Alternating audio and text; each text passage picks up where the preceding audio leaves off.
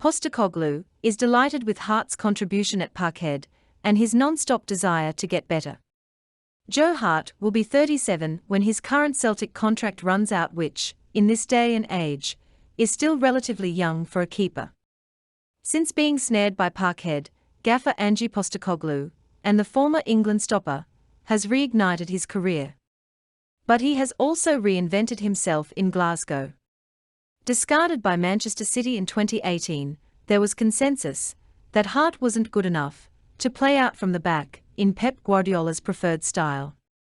But if you've watched Celtic recently, you'll know that he's now pivotal to how Postecoglou wants the game to be played.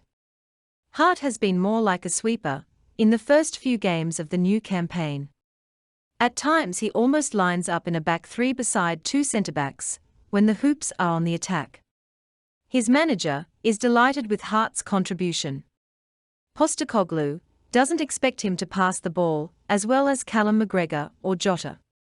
But he's convinced, if Hart continues to play the way he has done since signing last summer, he can perform for many more years yet, which might mean an extended stay at Celtic.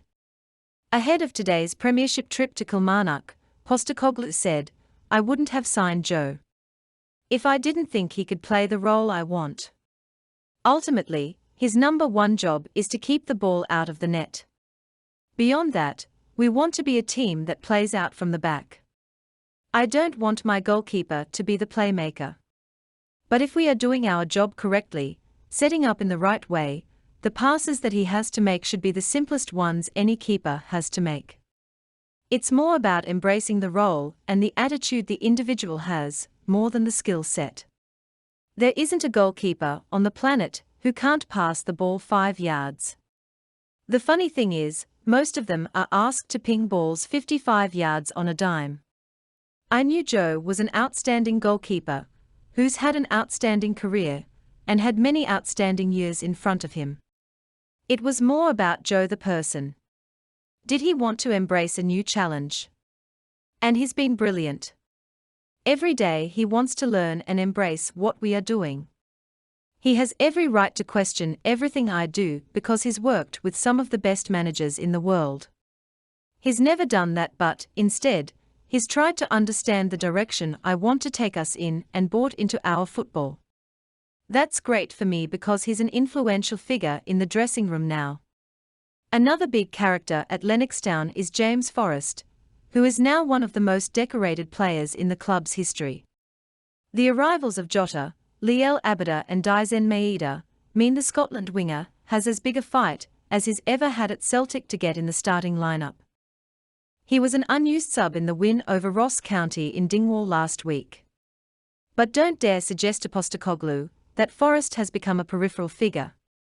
After handing him a new deal last season, the Aussie coach is adamant the 31-year-old still has a huge role to play. He said, "Do I have to manage James? Not at all. He has been at this club for a long time.